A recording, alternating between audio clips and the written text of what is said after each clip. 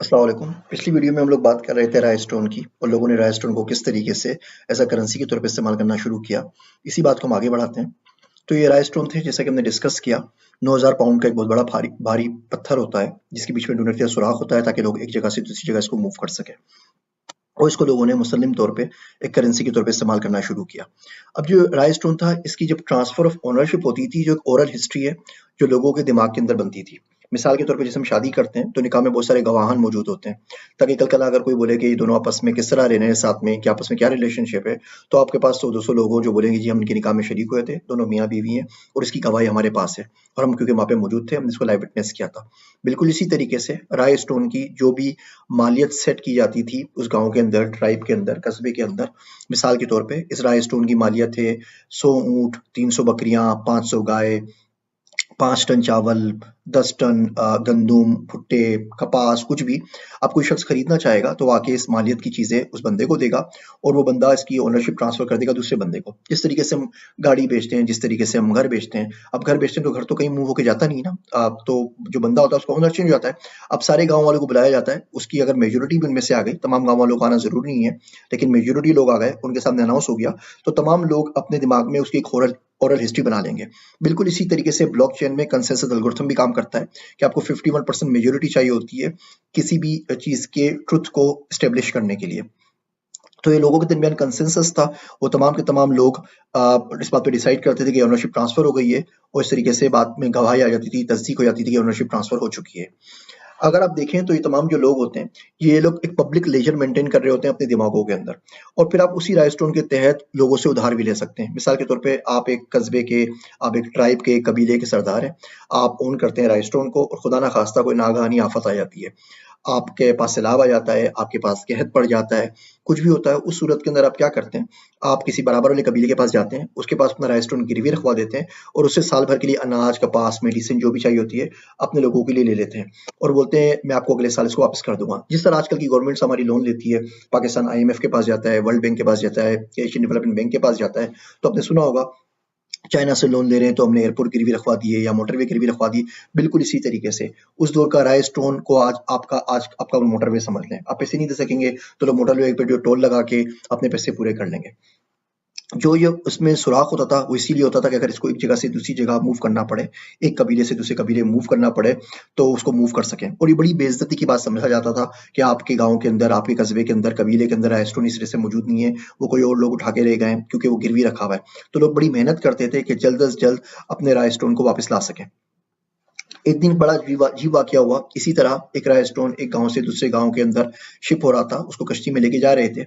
अब आपको जैसे पता है वो अच्छा खासा भारी पत्थर होता है, तो कश्ती डूब गई और जो राय स्टोन था वो पानी की तह के अंदर चला गया। लेकिन इस बात से किसी को कोई फर्क नहीं पड़ा क्योंकि ये कंसेप्ट जो होता है मनी का, वो ये होता है कि आपकी पोजीशन में है या नहीं है, लेकिन आप उसको ओन जरूर करते हैं। तो लोगों को पता था अब इस वक्त जो दरिया की तह के अंदर, पानी की तह के अंदर पत्थर पड़ा हुआ है, फला शख्स उसको ओन करता है। अब पत्थर सामने हो या नहीं हो इससे कोई फर्क नहीं पड़ता। तमाम की तमाम ट्रांजेक्शन्स, तमाम की तमाम जो पैसों की डीलिंग थी वो बिल्कुल इसी तरीके से चलती रही। तो इसलिए ज़रूरी ये भी है कि जो चीज़ आप ओन करते हैं उसका नज़र आना ज़रूरी नहीं है। और आजकल भी बिल्कुल इसी तरीके से दुनिया भर में मौजूद तमाम तर जो करेंसी है उसका सिर्फ 2% हिस्सा पैसों, कागजी नोट या टोकन्स की शक्ल में अवेलेबल है। सॉरी, कागजी नोट या सिक्कों की शक्ल में अवेलेबल है। बाकी तमाम की तमाम करेंसी डिजिटल है। मिसाल के तौर पे अगर आपके अकाउंट में 10 लाख रुपए हैं और आप लाख रुपए किसी को ट्रांसफर करना चाहें तो उस शख्स के अकाउंट में लाख रुपए के हिस्सों में बढ़ जाएंगे और आपके पास से 10 लाख से कम हो गए 9 लाख हो जाएंगे। अब ये फिजिकल कैश नहीं है बैंक के वॉल्ट में पड़ा हुआ, सिर्फ एक डिजिटल नंबर है जो किसी डिस्ट्रीब्यूट लेजर के अंदर, जो कि कंप्यूटर में एक डेटाबेस है, उसके अंदर मौजूद है।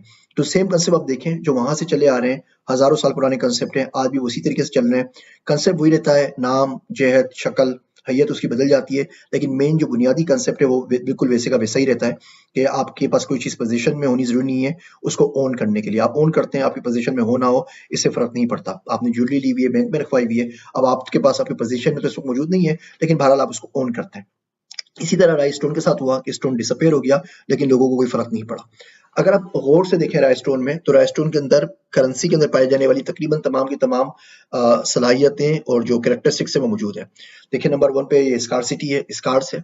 इसका मतलब ये हुआ कि बहुत सारे रायस्टोन्स अवेलेबल नहीं है। ये दरख्तों पे नहीं लग रहे, ये गोभियों की तरह खेतों में नहीं उग रहे, ये बहुत कम है। तो किसी शख्स को इसका मिलना बड़ा बड़ा ही मुश्किल काम है। अच्छा, ये ड्यूरेबल है, इस पे हवा का, पानी का, आग का, किसी चीज़ का असर नहीं होता। तो ये नहीं होता कि जी आपके पास रायस्टोन है और अगर बारिश पड़ गई तो बारिश के साथ वो बह जाएगा। अच्छा, इसकी डुप्लीकेशन मुश्किल नहीं है, यानी काउंटरफीट नहीं हो सकता। ये नहीं कि हर शख्स जाके कोई भी जैसा रेस्टोरेंट बना ले, इसको बनाना बहुत मुश्किल काम है। तो इस तरीके से इसकी काउंटरफीटिंग डुप्लीकेशन नहीं हो सकती, जिस तरह सोना या किसी और चीज़ की क्रिप्टो करेंसी की नहीं हो सकती। जब आप चेंज ऑफ ओनरशिप के ऊपर बात करते हैं तो हम सिंपल एक मेंटल लेजर की बात कर रहे हैं। इसकी मदद से आप मजीद कमोडिटीज जो हैं उनको भी ट्रेड कर सकते हैं और इसके बदले में आप दूसरी चीज़ें भी बाकी लोगों से खरीद सकते हैं। यानी कि मीडियम ऑफ एक्सचेंज के तौर पे यूज़ हो सकता है। इसके अगेंस्ट आप कोई और चीज़ ले सकते हैं। अ, पूरे आइलैंड के अंदर, पूरे कबीले के अंदर तमाम लोगों को पता होता है कि रायस्टोन किसका है। आप सिंपल एक अनाउंस करते हैं और तमाम लोग अपना मेंटल रजिस्टर अपडेट कर लेते हैं।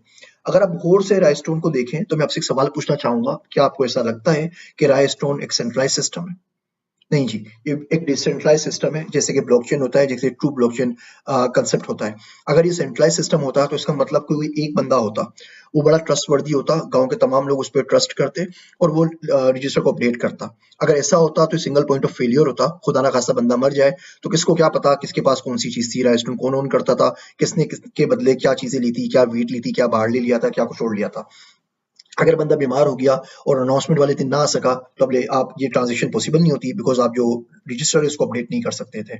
ये बंदा अगर बेईमान निकला, करप्ट हो गया तो बहुत से लोगों का पैसा खा सकता था, बहुत से लोगों के पैसे कम कर सकता था और बहुत से लोगों के पैसे बढ़ा सकता था। तो जो रायस्टोन का सिस्टम है ये हर तरीके से कंप्लीटली डिसेंट्रलाइज सिस्टम है, ये सेंट्रलाइज सिस्टम नहीं है। और रायस्टोन के अंदर जो भी हमने चीजें देखी डिसेंट्रलाइज के अंदर, ये तमाम की तमाम चीजें ब्लॉकचेन के अंदर बदर्जा उत्तम मौजूद हैं, जो हम आगे पढ़ेंगे। इस वीडियो को यहाँ पे हम खत्म करते हैं। इस वीडियो में हमने डिटेल से बात की रायस्टोन क्या था, किस तरह इस्तेमाल होता था, किस तरीके से एक सेंट्रलाइज सिस्टम है, लोग किस तरीके से अपने लेजर को, मेंटल रजिस्टर्स को अपडेट करते थे और किस तरीके से उनकी गवाहियों से बात साबित होती थी कि रायस्टोन की मिल्कियत किसके पास है। हमने मजीद एक कंसेप्ट पढ़ा कि पोजेशन और ओनरशिप दो अलग अलग चीजें हैं। कोई चीज आप ओन करते हैं, इसके लिए जरूरी नहीं है कि आप उसको पजेस भी करते हो, आपके पास मौजूद भी हो। वीडियो देखने का शुक्रिया। जज़ाकल्लाह खैर।